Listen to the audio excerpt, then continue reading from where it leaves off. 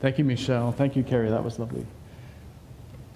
Last Sunday, after church, my wife and I went downtown to participate in a march for migrant workers. We'd been told by the posters that it was at City Hall, so that's where we went. It was a really loud time. It was supposed to start at 12:30, I think, so we went down to City Hall, and the St. Patrick's Parade was going by, so there were all sorts of floats and marching bands and stuff, so it was really loud and colorful. And then we made our way to Nathan Phillips Square, and the skating rink, nobody was on it because it was warm last Sunday, so it was really, really slushy, and while we were there, they canceled skating. Oh well. And so we're looking around Nathan Phillips Square, and we see a group of people in one of the corners. They've got megaphones, they've got tables, there's obviously people signing petitions and stuff. So we go over, and we're walking over, and we realize, oh wait, this can't be the people we're looking for. And sure enough, it was a demonstration of convoy truckers, the Freedom Convoy people.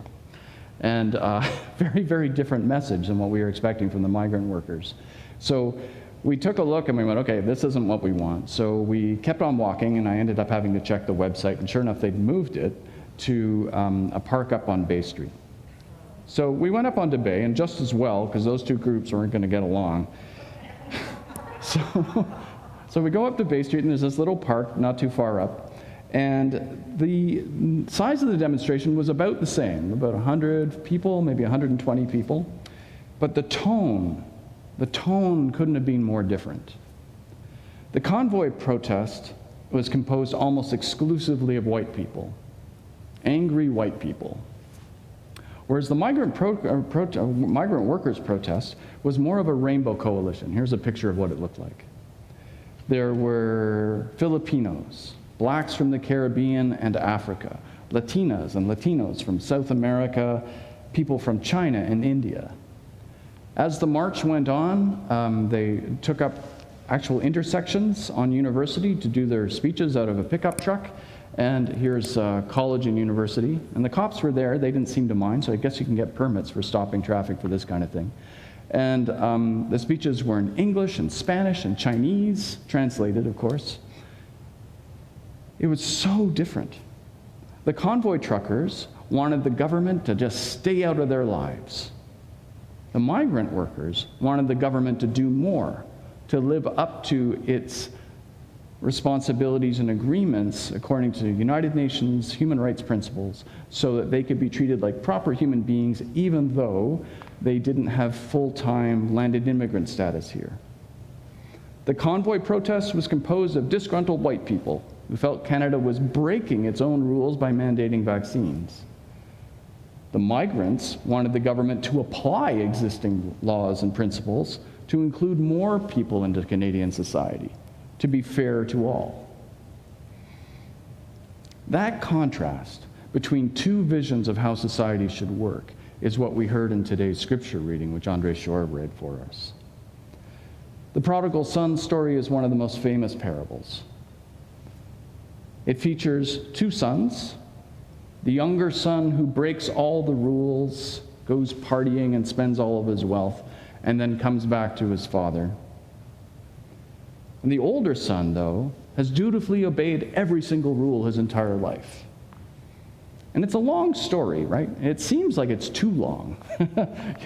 It's a thinly veiled allegory about God, the Father being representative of God, right? This is what God is like. God is all loving and takes in the prodigal son, even when he comes crawling back, apologizing and feeling so bad about having left the Father. But the funny thing is that if that's what the story's about, why doesn't it just end as soon as the prodigal son arrives, right? God is a loving parent. Boom, proves it when the prodigal son arrives. But instead it keeps on going, and it gives us this coda of this older brother. So why is that there? Well, the older brother is actually, I think, the key to this story. The older brother does not see his father as loving and just. When he hears the music coming from the house, he isn't happy about it. He complains to his father that the younger son has broken all the rules. He's spent his inheritance on sex workers and partying and In our time, it would have been drugs and liquor. And the older brother complains, here I was, working like a slave for you all these years, and you never threw a party for me. And note the word slave. He actually uses the word slave in this. And slaves are the people who just follow orders. They don't know why they're doing it, they just do it. Whereas sons in the Bible are the ones who understand the father's mind. So for this son to say that he was working like a slave, it means that he's not even trying to understand the father's perspective. He's just following the rules, going out to the fields and doing whatever the father says. This attitude causes the older brother to deeply resent the party that's being held for his wayward younger brother. And he resents it so much that he stays outside. The father invites him in, but he doesn't want to go. For the older brother, his loyalty to his father is about not being loved, but just obeying the rules. And so from his perspective, this party shouldn't even be happening, because it breaks all of the rules as he understands them. The prodigal son story should really be named something else, because it's about both sons. They represent two different ways of relating to God. One brother comes crawling back after making mistakes. But God does not reject him, but instead throws a feast for him, gives him the best food and clothing in the house.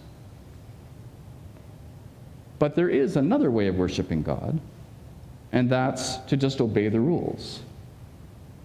And you know, most people see religion that way. It's just a set of rules that you're supposed to obey, whether you like them or not. Those are the rules that you're just supposed to obey. And if you get those rules right, then you'll get into heaven. You'll get into the big house where the music is playing. But this parable actually challenges that idea of religion. In telling us this story, Jesus is saying that this rule-based view of religion is too thin. He doesn't admire the older brother.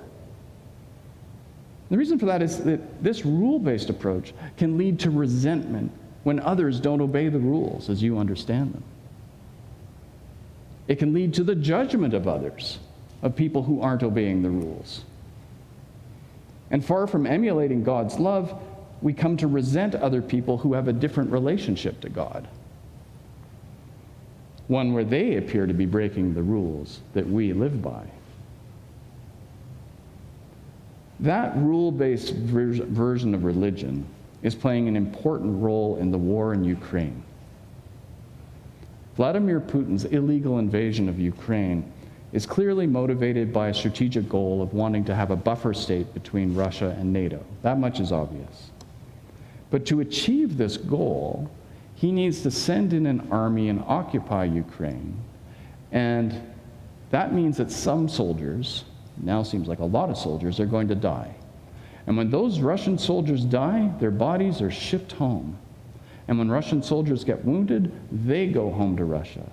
And then the government has to explain to mothers and fathers why their son came home in a box, why their son can't walk anymore. And you can't just say, 'cause I wanted to go there. You need to have a good reason. You need to have an alibi. You need to have a justification for why loyal Russians now have wounded and dead children. Even dictators need to provide a justification to their people, an ideological excuse for the deaths and for the loss of freedoms in their country. The free press has been shut down in Russia. You're not even allowed to use the word war in Russia anymore. There are people who have held up a sign that says 2 words, just that, 2 words, and they've been arrested because those 2 words are no war. So even the implication that you're against the war will get you thrown into jail. To justify those sacrifices, the shutdown of the free press and the shutdown of free speech, Putin needs an alibi. And he needs to prove why these sacrifices are heroic, why they're worth doing, why it was all right for your son to die or your daughter to come home wounded. He needs to justify this so that people don't reach the conclusion that he is incompetent. During the reign of the Soviet Union, the ideological alibi for dictatorship was Marxism. Right? 1917 ushers in communism, and Marxism was the ideology which was used to justify the communist system and to export it to other countries. Well, that system isn't with us anymore, so Putin has found another ideological system to back up what he's doing, and it's Christianity, a very socially conservative version of Christianity. He's been telling anyone who will listen that he is a loyal follower of the Russian Orthodox Church. After years of being persecuted by the Soviet Union, the Russian Orthodox Church can't believe its luck. The leader in the Kremlin actually wants to help them, so they have fallen in line behind him. The war is being endorsed by the church's leader, Patriarch Kirill, who has called the invasion a battle with, quote, evil forces that have always strived against the unity of Russia. The church has enjoyed its new relationship with the state. In 2020, it opened this new cathedral outside of Moscow. It's the third largest Orthodox church in the world. It is dedicated to Russia's armed forces. The walls inside are painted khaki green. The floors contain metal culled from defeated Nazi tanks and weapons, so Russian soldiers can walk on their former enemies. There's an image in there of Jesus holding a sword. The walls present mosaics of Russian military victories throughout history. The original design called for images of Stalin and Putin to be part of those mosaics for more recent military victories, but there was a public outcry, so those were taken down. Now, why would the Russian Orthodox Church support Putin in his drive to invade Ukraine specifically? Well, one reason is that Ukraine plays a pivotal role in the history of Russian Christianity. The father of the Russian people was Vladimir the Great. He lived in the 900s. He united the Rus tribes so that there was a Russian nation between Belarus, Ukraine, and Russia. A turning point in the nation's identity was when Vladimir the Great chose Orthodox Christianity to be the faith of this new nation. And he did that by being baptized in Crimea. And then he went over to Kiev, which was already a city back then, when Moscow was just a village. He went to Kiev, and that's where he baptized thousands of Russians. And this is the start of the Russian Orthodox faith in Kiev. For Russian Orthodox Christians, Kiev is like their Jerusalem. It's the place where it all starts. In the centuries that followed, that church in Kiev became the Ukrainian Orthodox Church, which operated under the wings of the Russian Orthodox Church. But after mounting disagreements with the Russian Orthodox Church, in 2019, the Ukrainian Orthodox Church broke away from the Russians and became their own independent church in 2019.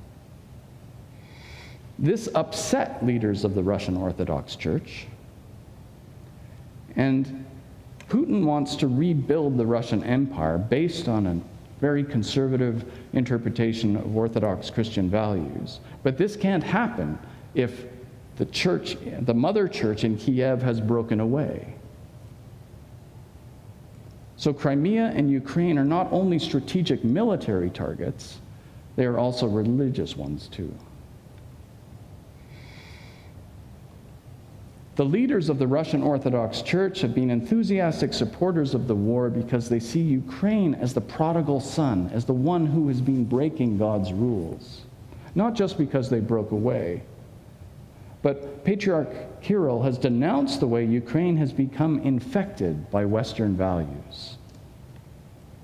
He sees these as immoral values at odds with God's laws.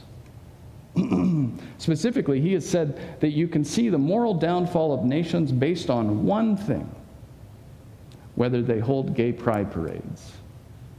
If a nation holds gay pride parades, then It has gone too far. It has lost its way. It has become subject to Western decadent notions.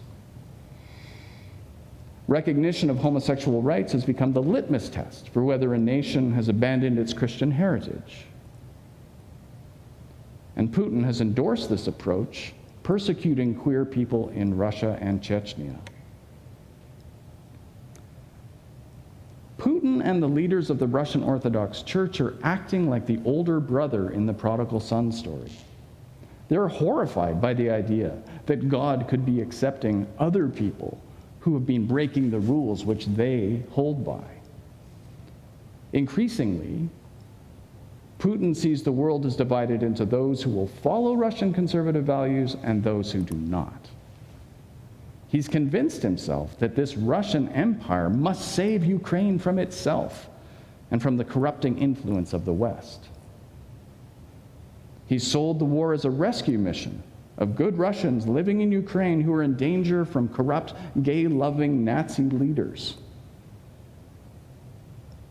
The fact that he is bombing the homes and cities that those Russian speakers live in Ukraine is an irony that is lost on him. He doesn't care. He's also untroubled by the fact that individual Russian Orthodox priests have begged him and their church to stop this invasion of Ukraine. And yet neither the leadership of the Russian Orthodox Church or Putin is listening. This war is both a strategic power play and a culture war, and that should worry us here. You may have noticed that in the United States, the extreme right has shown an odd sympathy for Putin. On Fox News, people are like Tucker Carlson and others have been kind of soft on Putin. And this is strange, because on the surface, Putin and the Republicans make strange bedfellows. The party of Ronald Reagan hated the Russians. They wanted to bring the Soviet Union down. It was like, basically, the litmus test for whether you were a Republican was how much you hated the Russians. But in the past 20 years, the far right has seen an ally in Putin and his conservative ideology. In the late 1990s, Russian and American conservatives created a body called the World Congress of Families. It's an international organization which seeks to protect the rights of straight families by opposing abortion and gay rights. This organization holds yearly congresses all over the world, in Europe, and Russia, and the United States, promoting these values. It's a powerful group. And they're not alone. Franklin Graham, the son of the famous evangelist Billy Graham, is a vocal promoter of these so-called family values. Before the war, here's a picture of him, before the war, he traveled to Moscow to meet with Patriarch Kirill and had a 45-minute-long private audience with Putin. He has declared that Russia is now the world's greatest hope in defending Christian values. In Russia, the rise of these conservative, family-centric values has come because the Russians have a demographic problem. They call it demographic winter. The Russian population is shrinking. White people in Russia just aren't having as many babies as they used to, and it worries the Russian leaders. Putin and the Russian Orthodox Church, their leaders are determined to increase white fertility. To achieve this, Putin has launched an offensive against homosexuals and transgendered people. They are seen as a threat to straight fertility. It's now illegal to say anything in Russia that could be construed as supporting or promoting homosexuality to children. And this has basically had the effect of shutting down talking about homosexuality in Russia. And recently, Putin has been looking for ways to significantly reduce the abortion rate to enhance fertility. The state provides incentives for women to have second children, rewarding them with $7,500 and, in some cases, with free land. The crackdown on homosexuality and abortion has the same root. It's all part of a desire to enforce traditional family values to increase childbirth among white people in Russia. All these moves have found very, very open ears in the United States. Conservatives there worry that the white Christian population in the U.S. is shrinking and will be outnumbered by non-white Black and Latinos and colored immigrants. To reverse this trend, the right has been fighting to end legal abortions at the state level, as well as, of course, they want the Supreme Court to overturn Roe versus Wade. In Florida, legislation has been written so that homosexuality can no longer be mentioned in classrooms. If the teacher says, "Tell me about your parents," and a child stands up and says, "I have two dads," or "I have two moms," they can't say that in Florida if this bill passes. It's on the governor's desk and it's expected that he will sign it. This is the Don't Say Gay bill. And similar bills are in the works in other states in the United States. Several states, led by Texas, have tried to hold parents responsible if they help their trans children get medical treatments for their gender affirmation. Like Russia, right-wing politicians are trying to control fertility and gender to promote heterosexual fertility among whites. So what we see in Russia and Ukraine is not just something which is happening far away over there. There's a culture war at work, and it is here too, and the Russians and American conservatives are actually colluding, comparing notes, and echoing each other's legislation. And I wish I could say that couldn't possibly happen here, but of course, we didn't think that the trucker convoy in Ottawa could have happened here, and it did. So this is something that we need to pay attention to.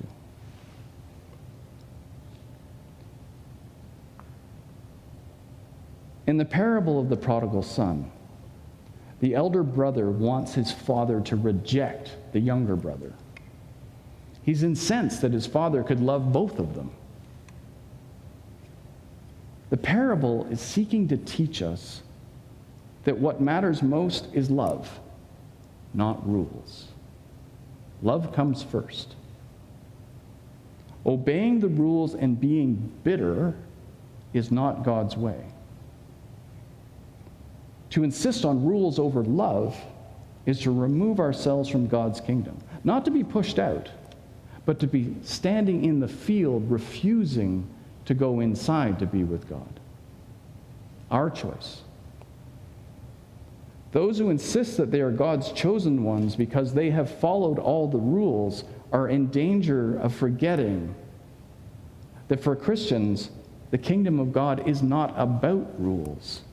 It's about love, an expansive love that seeks to bring more and more people in, a love that dares to look beyond yesterday's prejudices and divisions, a divine love that encourages us to see everyone as a fellow child of God,